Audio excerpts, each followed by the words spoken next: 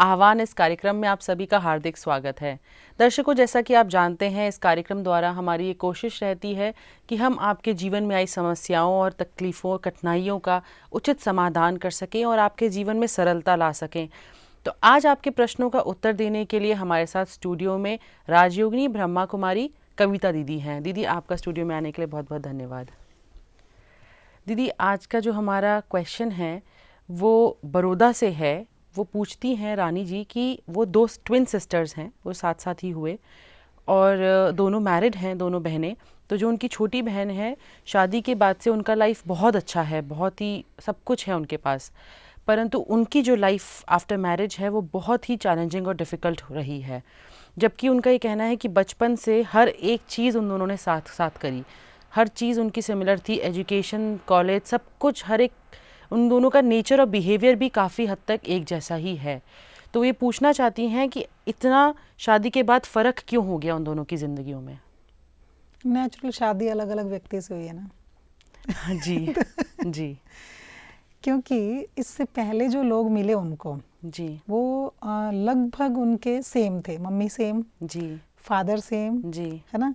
और स्कूल में बच्चे जो साथ पढ़ते हैं जी, फ्रेंड्स भी सेम, रिलेटिव्स भी सारे सेम। हस्बैंड तो अलग अलग है ना। जी तो इसीलिए उनकी अलग अलग उनका बिहेवियर उनके अपने बिहेवियर को डिसाइड करता गया। अब जैसे एक के हस्बैंड का बिहेवियर बहुत स्मूथ है, पॉजिटिव है, बहुत शांत है, तो उसका रिस्पॉन्स भी वो छोटी बहन जितनी भी 5-7 मिनट छोटी होगी वो वैसा देती रही। जी जी जी अच्छा, दूसरे के और रिलेशंस, ज़रूरी नहीं हस्बैंड, उनकी mother in law, sister in law, बाकी जो भी होते हैं घर में, तो उनका जैसा बिहेवियर होगा धीरे धीरे वो उसके बिहेवियर को डिसाइड करेगा। जी क्योंकि मान लो दोनों की एक जैसी नेचर थी, समझ लो दोनों इमोशनल थी।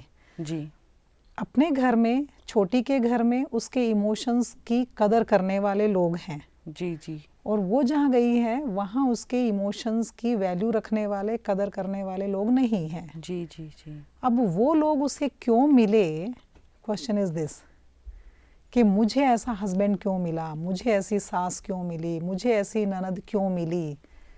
तो इस क्यों का कोई आंसर नहीं है, क्योंकि ये जन्म तो सेम हो गया, जी जी लेकिन उनका जो पिछला जन्म था उसमें वो किन किन लोगों से मिले थे, जी जी कैसे कैसे लोग उनकी लाइफ में आए थे, जी उनके साथ उनका कर्मों का हिसाब किताब कैसा रहा, तो वो मीनिंग रखता है। जी इन दोनों बहनें इकट्ठी हुई, इन दोनों आत्माओं का आपस में रिलेशन बहुत अच्छा रहा होगा, जी जो दोनों ट्विन सिस्टर बन के आई। जी लेकिन तब भी इनका और बाकी लोगों से भी तो हिसाब किताब था, जी जी तो वो भी तो अब मिलेंगे ना इनको लाइफ में। जी अब इसके बाद उनको जो बच्चे होंगे तो बच्चे भी अलग अलग नेचर के होंगे। जी जी अच्छा, बच्चों से भी सुख या दुख मिलेगा वो भी कह नहीं सकते, वो भी नहीं है बता। ना। हो सकता है छोटी का अब तक की लाइफ सिस्टम ठीक चल रहा हो, जब बच्चे बड़े होने लग जाएं तो बच्चों के साथ ना सिस्टम ठीक चले।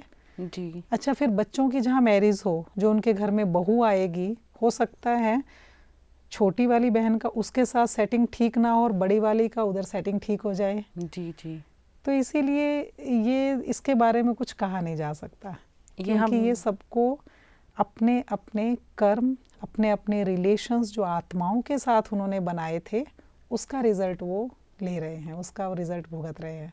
जी दीदी, बट इन्होंने कहा कि जैसे इनके पेरेंट्स ने दोनों अच्छी फैमिलीज़ में, दोनों बराबर के स्टेटस की फैमिली में शादी करी थी और दोनों के हस्बैंड्स भी अच्छे हैं, पर उनकी लाइफ स्मूथ है, इनकी ज़िंदगी में बाहर की तकलीफ़ें बहुत आ रही हैं।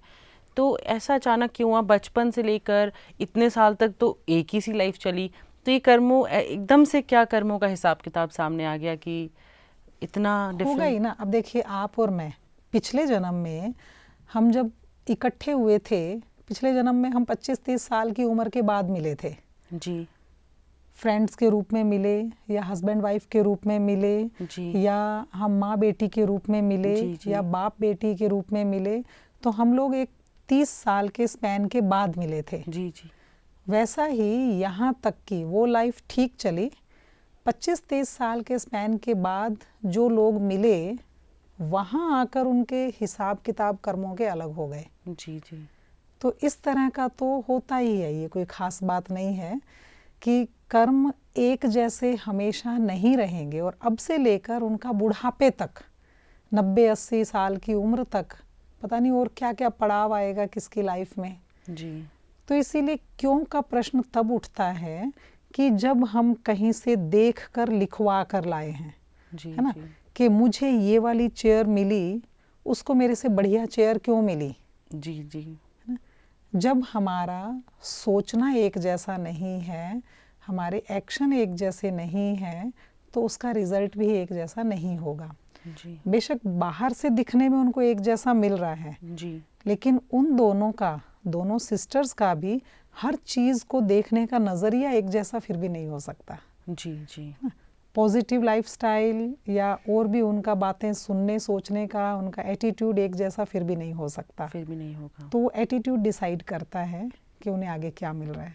जी दीदी, तो दीदी जैसे हमारी लाइफ में कभी कभी बहुत डिफ़िकल्टीज आ जाती हैं, तो उस टाइम पे अपने आप को कैसे संतुष्ट करें, ये सोच कर कि हमने भी ऐसा ही किया होगा या ये सोच कर कि आगे कुछ अच्छा होगा, कौन सी ऐसी सोच लाएं कि हम उस टाइम को पास कर सकें अपने यही आप? करना चाहिए इनको। जो बड़ी बहन है ये बात सोच सकती है कि हो सकता है इतना टाइम मेरा ख़राब बीता है इनके साथ, 2 साल 4 साल या 10 साल, तो इसके बाद आगे और अच्छा होने वाला है। ऐसा ही नहीं रहेगा, हमेशा एक जैसा नहीं रहता है, जी, तो इसके बाद अच्छा होने वाला है। जी, क्योंकि हम एक एक स्टेप कर्मों का हिसाब किताब को सेटल करने में लगे हुए हैं, जी, जी, तो सेटल हो गया ना, जी, हम उसको और खींच खींच के बढ़ाएं नहीं। लाइक जी, अगर बाहर की डिफ़िकल्टीज भी आ रही, लाइक बीमारियां आ रही हैं, पहले आप स्वस्थ रहे, आपको इतनी अकल थी उस वक्त कि 25-30 साल की उम्र तक तो आप स्वस्थ रहते, उसके बाद आपका कई अंदर से फूड हैबिट्स चेंज हुई होंगी या बहुत नेगेटिव सोच सोच कर खाना खाना, है ना, बहुत नेगेटिव सोचते हुए आप हर कर्म करें, जी, तो उसका भी असर आपकी लाइफ पर आएगा। जी, तो वैसा होना शुरू हो गया, तो आप उसको ठीक करेंगे तो आगे भी ठीक हो जाएगा, लाइफस्टाइल भी ठीक जी, हो जाएगा। तो इसीलिए कहा ना कि ये बात सोचना कि मेरे एटीट्यूड पर ये डिपेंड करता है, मैं इसको ठीक करती जाऊंगी, आगे मेरे कर्म अच्छे होते जाएंगे।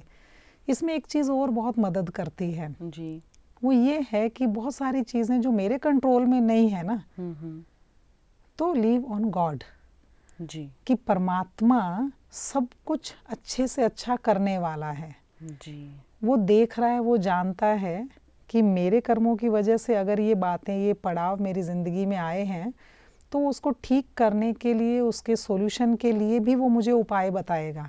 जी, जी, छोटी बहन की लाइफ में जो प्रॉब्लम आई नहीं, तो उन प्रॉब्लम का सॉल्यूशन भी उसको नहीं आता है। नहीं आता है। बड़ी की लाइफ में जो प्रॉब्लम्स आई है, तो उसके सॉल्यूशंस भी उसको समझ में आने लग जाएंगे धीरे धीरे करके, जी, वो एक्सपीरियंस्ड भी उतनी ज़्यादा होती जाएगी, तो उसका एक्सपीरियंस काउंट करेगा आगे औरों की लाइफ को अच्छा बनाने में। तो वो अगर पॉजिटिव रहती हैं तो ज़्यादा खुश रहेंगी। आज से वो पॉजिटिव सोचना शुरू कर दें कि मेरे एक्सपीरियंस बढ़ते जा रहे हैं, मुझे सॉल्यूशन समझ में आ रहे हैं, इसके बाद मेरा एटीट्यूड डिसाइड करेगा, तो ये सब कुछ नहीं होगा, उसी से मेरे अच्छे कर्म बनते जाएंगे। तो हो सकता है ये सिर्फ कुछ 2-3 साल की बात है, इसके बाद सब कुछ ठीक हो जाएगा, मनी ठीक हो जाएगा, हेल्थ ठीक हो जाएगी, तो वो उस चीज़ को पॉजिटिवली लेती जाएगी तो ठीक होता जाएगा।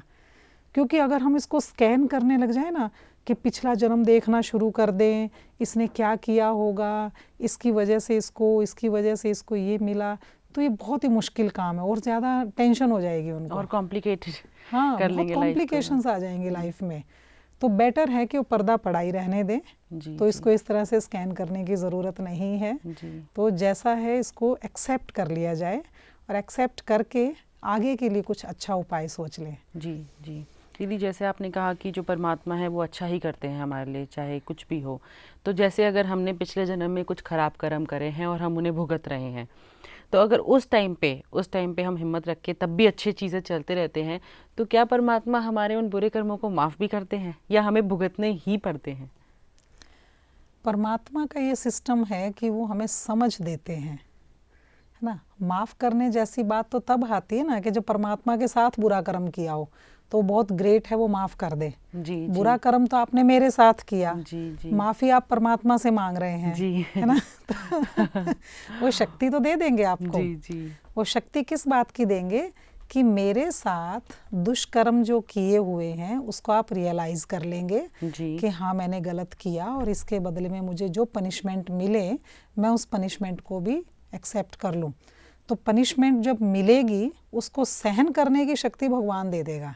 जी, जी, जी, और हो सकता है तब तक अब मैंने आपके साथ गलत किया और उसके बाद मैंने 10,000 लोगों के साथ बहुत अच्छा किया, बहुत अच्छा किया, जी, जी, लेकिन हुआ क्या, उन 10,000 लोगों से मुझे बहुत दुआएं, बहुत प्यार, बहुत रिस्पेक्ट मिलेगा, जी, जी, लेकिन वो जो एक व्यक्ति के साथ गलत किया था ना, उसको एक थप्पड़ ही मारा था, वो थप्पड़ वहीं स्टैंड करेगा। वो मुझे वो थप्पड़ मारेगा ही, चाहे वो बस स्टैंड पर मारे, चाहे लोगों के बीच में मारे, चाहे अकेले में मारे।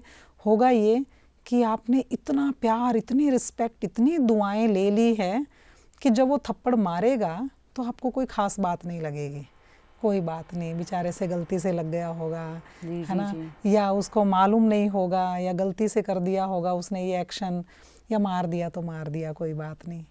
ये कुछ ऐसा सोच कर आप अपने मन को समझा लेंगे, उसे माफ़ कर देंगे, आपकी सहन शक्ति बढ़ जाएगी, ये फ़ायदा होगा। जी।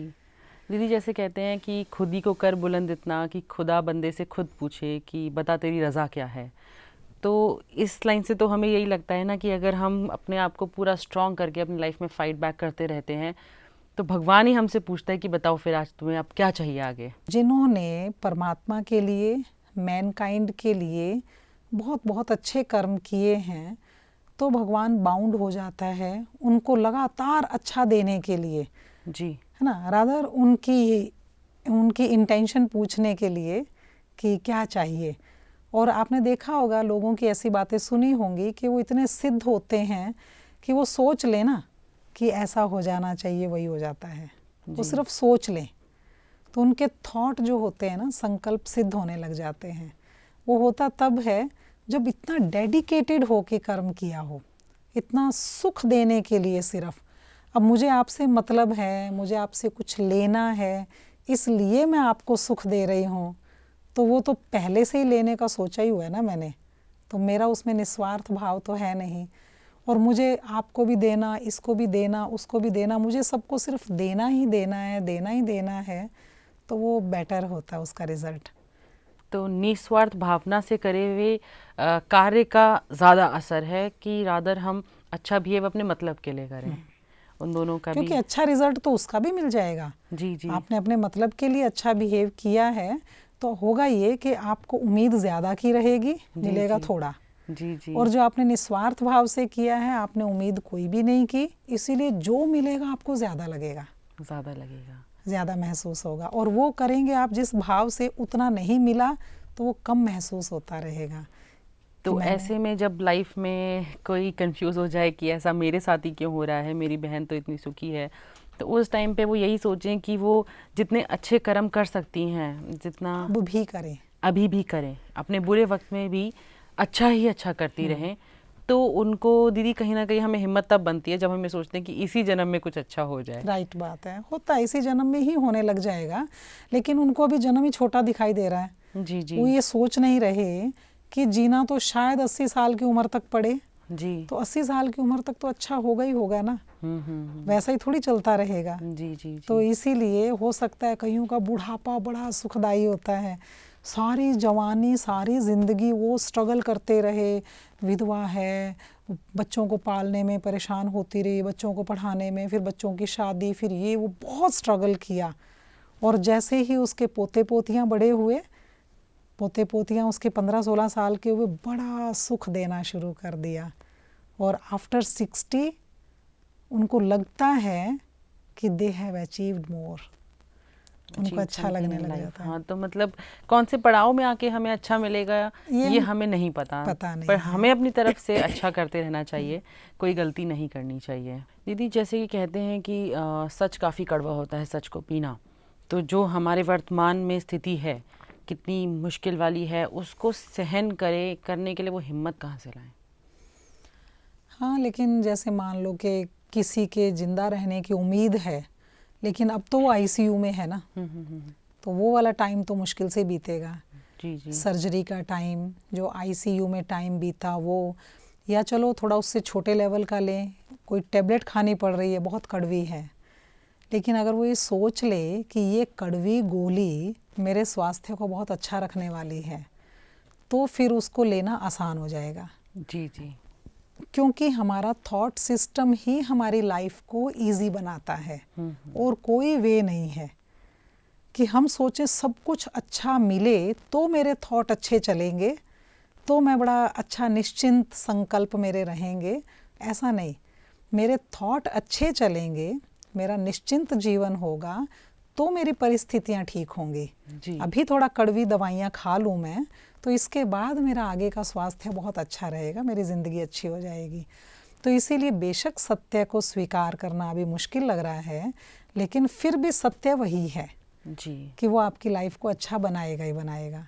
तो इसीलिए अभी की थोड़ी सी कड़वी टैबलेट है ये, अभी की थोड़ा सा सर्जरी का टाइम है, इसके बाद भी कुछ दिन जैसे रेस्ट करना पड़ता है, थोड़ा सा टाइम और ऐसा बीतता है, उसके बाद रिलैक्स हो जाएंगे, ठीक हो जाएंगे, और ऐसा हो जाएगा जैसे कुछ हुआ ही नहीं। जी बचपन में जैसे हम भाई बहन लड़ते थे आपस में, कितना बुरी तरह लड़ते थे, जी। जी लगता था कि हम क्यों एक घर में इकट्ठे हो गए, जी। जी छोटी छोटी बात पे लड़ते थे। अब सोचो वो टाइम बीत गया, आज आप 30, 32, 35 साल की उम्र में उन बातों पे हंस रहे होते हैं, जी। जी है ना, उसको एक मूवी की तरह देखते हैं, जी। है ना, और उसे हंसते हैं। तो हम उसे जस्टिफाई ना करते रहें। अब आगे जब टाइम आ भी जाएगा ना अच्छा, तब भी हम ये जस्टिफाई ना करने लग जाएं, वो ऐसा बुरा क्यों हुआ, वो बुरा होता रहा, वो अच्छा नहीं हुआ, ऐसा नहीं होना चाहिए था, ऐसा होना चाहिए था। फिर पास्ट को देखना बंद कर दें, भूल जाएं, क्योंकि इसके बाद आने वाला टाइम अच्छा ही है, उसकी तैयारी हम अभी से कर रहे हैं, और अभी से करते रहेंगे तो ठीक रहेगा। क्योंकि हमारा सोचना और हमारे कर्म एक जैसे कभी भी नहीं हो सकते, चाहे हमें सब कुछ एक जैसी मिले तो भी। जी जी जी।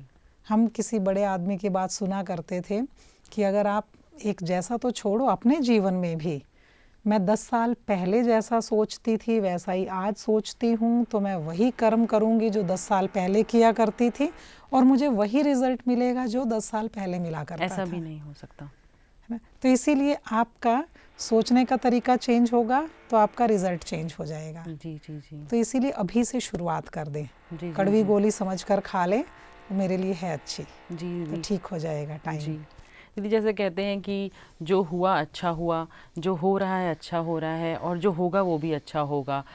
ये अच्छा अच्छा अच्छा पर हो रहा होता है सब गलत, तो ये कैसे, इस पहेली को कैसे समझें?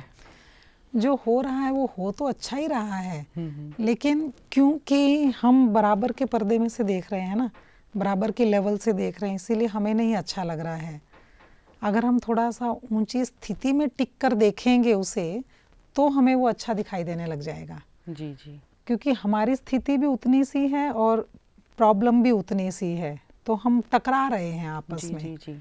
हम थोड़ा सा अपने आप को हाइट पर ले आएं, अच्छे विचारों में, अच्छे संस्कारों में, परमात्मा के दिए हुए ऐसा अच्छा ज्ञान, ऐसी अच्छी बातें हैं जो बहुत बहुत जल्दी हमें हमारा मोराल अप कर देती हैं। जी जी। तो इस तरह की बातें ढूंढें, इस तरह की संगति, इस तरह की कंपनी काम करती है जी। है ना। तो अच्छा संग कहीं मिल जाए, अगर खुद नहीं निकल पा रहे हैं इस बात से, इस अवस्था से, तो जैसे आज ये प्रश्न का उत्तर सुनेंगे, फिर किसी और से पूछेंगे, कभी किसी और से डिस्कस करेंगे, पता नहीं कौन सी बात क्लिक कर जाए कहाँ पे। तो इसीलिए ज़रूरी है ये कि वो इस बात को समझ लें कि अच्छा हो रहा है। अब कई लोग जब ज्ञान सुनने आते हैं, मेडिटेशन सीखने आते हैं, बहुत टेंशन, बहुत परेशानी, बहुत डिप्रेशन में आते हैं, और फिर वो यही बातें बताते हैं, अपने प्रॉब्लम्स बताते हैं, और उनको 1, 2, 3 महीने के बाद पता लगता है कि अगर ये सारी प्रॉब्लम्स नहीं होती तो मुझे इतना अच्छा संग ना मिलता, मैं इतने सुंदर, इतने अच्छे डिवाइन परिवार की मेंबर बन गई, परमात्मा का ज्ञान मिल गया, मेडिटेशन सीखने का चांस मिल गया। अगर आप घर में अपनी छोटी छोटी प्राप्तियों से सेटिस्फाइड होते, खाने पीने रहने घूमने से उलझे रहते, तो इतनी ऊंची चीज़ जो मिल गई वो ना मिलती, नहीं मिलती। तो इसीलिए तब उनको पता लगता है कि वो अच्छा ही था, वो अच्छा ही था। पर अच्छा हो रहा है, ये वाली बात हजम करना रियली मुश्किल है, बट करनी ही चाहिए। फिर भी तभी करनी चाहिए। तभी करनी चाहिए। तो दीदी जैसे आपने कहा कि हमें ऊंची स्थिति में आना चाहिए और ऊंचे विचार बनाने चाहिए, तो आप अपने, जैसे आपके जो ब्रह्मा कुमारी में आप लोग अपने ऊंचे विचार बनाने के लिए अपने रूटीन में क्या चीज़ें करते हैं जिससे कि हमारी हाई थिंकिंग, सिंपल लिविंग रह सके? हाँ, ये तो बहुत अच्छी बात आपने पूछी। अगर हमने भी एक बार जो ज्ञान समझ लिया था, बस वो ज्ञान समझ लिया और उसके बाद हम सोचते कि हम अच्छे कर्म करते रहें और हम करते रहते, तो भी इस ट्रेनिंग में शायद कहीं कमी आ जाती। जी। इसीलिए भगवान ने बड़ा अच्छा सिस्टम एक बनाया कि हमारी डेली रिफ्रेशमेंट होती है, डेली ट्रेनिंग होती है, और उस ट्रेनिंग को, उस क्लास को जिसमें हमें रोज़ की रोज़ खुराक मिलती है, उसे हम ईश्वरीय महावाक्य या मुरली कहते हैं। मुरली, जी। तो मुरली क्यों कहते हैं, वो तो थोड़ा एक मज़ेदार सी बात है कि जिसको सुन के मस्ती चढ़े, खुशी मिले, अच्छा लगे जी, ना। जी, जैसे जी। गोपियों को मुरली या बांसुरी की धुन सुन के अच्छा लगता था, जी, जी, जी। वो इसलिए उसको थोड़ा वो इमोशनली ये बात हमने ये शब्द उसके साथ इसलिए जोड़ा मुरली है। आपने वो शब्द दिया हाँ है। जी, नहीं तो वो ईश्वरीय महावाक्य हैं। वो रोज़ जब हम सुनते हैं तब हमें खुद फील होता है कि हमें डेली रिफ्रेशमेंट चाहिए और वो इससे मिल रही है। एक बार का सुना हुआ ज्ञान हमने देखा है कि एक बार सुन लिया अच्छी बातें, फिर जीवन बदल गया, फिर आ गए सन्यासी या साधु बन गए या कुछ और अच्छा सिस्टम उन्होंने अपना लिया। और अगर डेली चेकिंग नहीं हो रही है ना, डेली कहीं से आपको डाइट नहीं मिल रही है, spiritual diet, diet for thought, food for thought अगर नहीं मिल रहा है, तो धीरे धीरे डिग्रेड हो जाते हैं, भूल भी जाते हैं। लक्ष्य ही भूल जाते हैं। जी। तो वो जो ईश्वरीय महावाक्य हम सुनते हैं, मुरली हम सुनते हैं, वो रोज़ रोज़ हैमरिंग होती है, रोज़ हमें वो लक्ष्य याद करवाती है कि साधारण मत सोचने लग जाना, तुम बहुत ऊंची क्वालिटी के हो, तुम्हारा सोचना ऊंची क्वालिटी का होना चाहिए, तभी कर्म ऊंची क्वालिटी के होंगे। तो वो चीज़ हमें याद कराती है। रोज़ हम ऐसी बातें अगर सुने और ध्यान करेंगे तो हम डिटर्मिनेशन हमारी स्ट्रांग हो जाएगी। Of course. तो जैसे दीदी रानी हैं या और बहुत लोग हैं जिनके जीवन में ऐसे आता है, वो कंपेयर करते हैं कि उनके फ्रेंड्स या उनकी सिस्टर ब्रदर्स या उनके बाकी के रिलेटिव्स बहुत स्मूथ लाइफ में और वही डिस्टर्ब लाइफ में है। तो अगर वो आप लोगों के थ्रू अपने आप को थोड़ा बेटर लाइफ में लाना चाहें, तो आप लोगों के जो सेंटर होते हैं वहाँ जाके आप लोगों के साथ मेडिटेशन करके या किस तरह से रूटीन करके, आपका क्या रूटीन आप उनको देते और हैं? हो सकता है कि फिर उसके बाद वो फील करें कि जिनके साथ वो कंपेयर कर रहे थे कि इनके मुकाबले हमारी लाइफ ख़राब है, जी, थोड़े दिन बाद वो फील करें कि उनके मुकाबले तो हमारी लाइफ बहुत अच्छी हो गई है। जी, जी, जी। क्योंकि वो जिन बातों से दुखी रहते थे, अब वो बातें ही उनको तंग नहीं करती हैं। असर करना बंद कर देगा। असर करना बंद कर दिया, उनका कवच मजबूत हो गया। जैसे इम्यूनिटी ठीक हो जाती है ना, जी, जी, वैसे इम्यून सिस्टम अच्छा हो गया तो बीमारियां नहीं लगती हैं। जी। तो इस तरह की स्थिति हो गई। तो सब जगह है इस तरह की, उनके लिए हमारे काउंसलिंग सेंटर्स जहाँ ये ज्ञान दिया जाता है, समझाया जाता है, बहुत प्यार से बैठ के बातचीत की जाती है।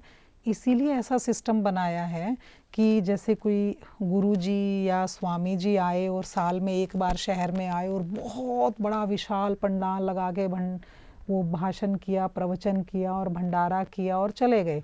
इसके बाद वो 6 मंथ्स के बाद आएंगे या 1 साल के बाद आएंगे। वो आए, उन्होंने मंत्र भी दिया, नाम भी दिया, लेकिन फॉलो अप क्या हुआ? परेशानी तो कभी भी आ सकती है, हाँ, रोज आती हैं। रोज आती हैं। वो एक बार का सुना हुआ और एक बार का मंत्र पढ़ा हुआ काम नहीं आता है। इसीलिए भगवान ने यहाँ ये सिस्टम बनाया कि हर जगह थोड़ी थोड़ी दूरी पर छोटे छोटे काउंसलिंग सेंटर्स भी खोले हुए हैं, जी। जहाँ 1 या 2 डेडिकेटेड बहनें रहती हैं।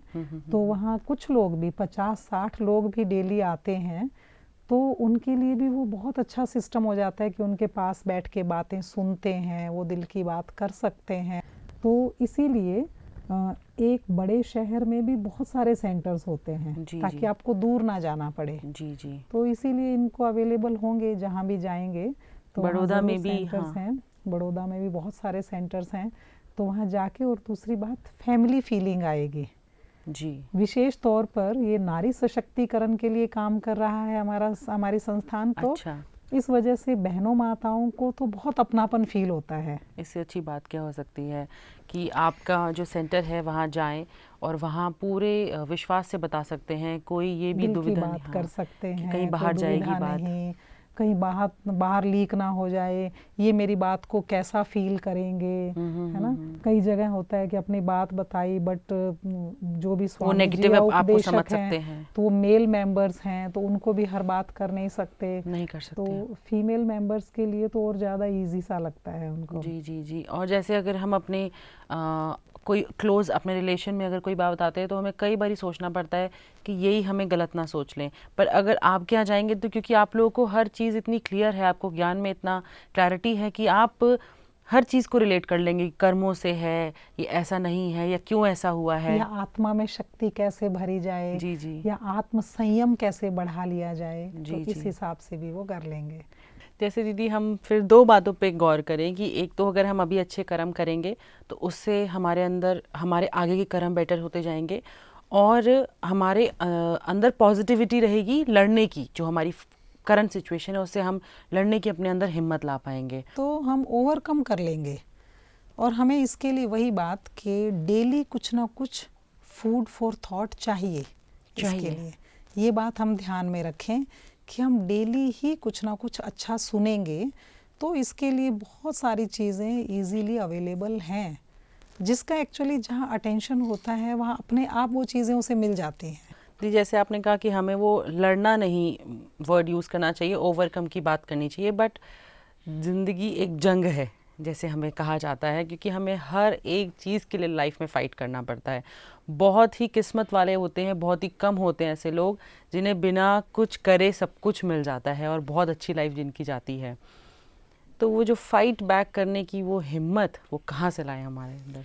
एक्चुअली जिन्हें हम कह रहे हैं ना पहले से ही बहुत अच्छा मिल जाता है, तो जंग के हिसाब से उन्होंने वो फाइट पहले से की हुई होती है, तो वो सिर्फ उसका रिजल्ट ले रहे होते हैं। अब जैसे जो बच्चा बहुत बहुत मल्टी मिलियनेयर के घर पैदा हो जाएगा, तो वो पैदा होते ही उसकी मिलियंस मिलियंस संपत्ति का मालिक होगा। हम जंग इसलिए भी बोलते हैं, जिन फिलोसोफर्स ने इसको कहा कि लाइफ एक जंग है, वो कुछ भी बोल सकते हैं। कई लोग बोलते हैं लाइफ एक गिफ्ट है ना, एंजॉय इट, तो कई कुछ बोलते हैं, कई कुछ बोलते हैं life is a challenge, face it. हाँ, तो वो इनका अपना विचार है।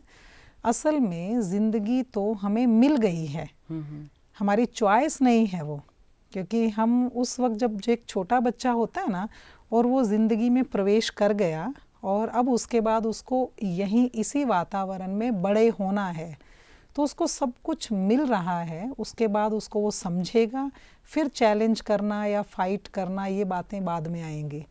एक बार तो जो मिल गया उसको एक्सेप्ट ही करना पड़ेगा उसे, है ना। गरीब घर मिल गया, उसे वो एक्सेप्ट करेगा, फिर उसके बाद देखेगा कि अब मुझे अमीर कैसे बनना है ना। बिल्कुल अस्वस्थ अनहेल्दी सी लाइफस्टाइल मिल गई, उसके बाद लोगों ने उसे समझाया किया तो उसे समझ में आया कि हेल्दी लाइफस्टाइल कैसे बनानी है। फिर उसके बाद पहले तो उसको एक्सेप्ट कर लिया कि yes this is unhealthy lifestyle, उसके बाद हेल्दी लाइफस्टाइल कैसे बनाना है, फिर उसको ठीक करेगा, तो हम उसे फाइट करना बोलते हैं जी। तो उस हिसाब से ठीक है, लेकिन फाइट से भी और ऊंची अवस्था है कि आप लड़े और जीत गए। ओवरकम करना इसलिए मैं बोल रही थी कि आप जीतेंगे भी, आप सिर्फ उसको लड़ते ही नहीं रह जाएंगे, आप जीतते भी जाएंगे, तो आपको अच्छा लगेगा। दीदी जैसे आपने बोला कि हमें जीत हासिल करनी है, सिर्फ लड़ते ही नहीं रहना है, उस पर जीतना है, पर कई लोग दीदी अपनी ज़िंदगी की तकलीफ़ों में आने के बाद हिम्मत हार के अपनी ज़िंदगी ख़त्म कर देते हैं, सुसाइड कर लेते हैं। ऐसे लोग क्या आप उन्हें सही बोलें, क्योंकि वो इतना टूट चुके होते हैं कहीं ज़िंदगी में आके कि उन्हें लगता है कि अब नहीं जी पाऊँगा मैं, तो वो उनकी, और हमारे यहाँ कानून में सुसाइड करना पनिशेबल है, बहुत लॉ के भी अगेंस्ट है, तो क्या आपके स्पिरिचुअलिटी में भी ये एक क्राइम है? और वो इंसान जो बहुत मजबूर होके मरा अपनी इच्छा से नहीं, आप उसके लिए क्या कहेंगे कि वो गलत था, वो रहता क्या करते, क्या करे वो ऐसे में? लेकिन ये वो लोग हैं जो ज़िंदगी को सिर्फ इतना सा ही देख रहे हैं जी ना, वो ये नहीं जानते कि ज़िंदगी जो है वो लगातार चल रही है। सिर्फ आपने कमरा बदल लिया, इस कमरे में एक्टिंग कर रहे थे, फिर आपने दूसरे कमरे में एक्टिंग शुरू कर दी। कमरा या रूम या क्लॉथ या कॉस्ट्यूम वो चेंज कर लिया सिर्फ।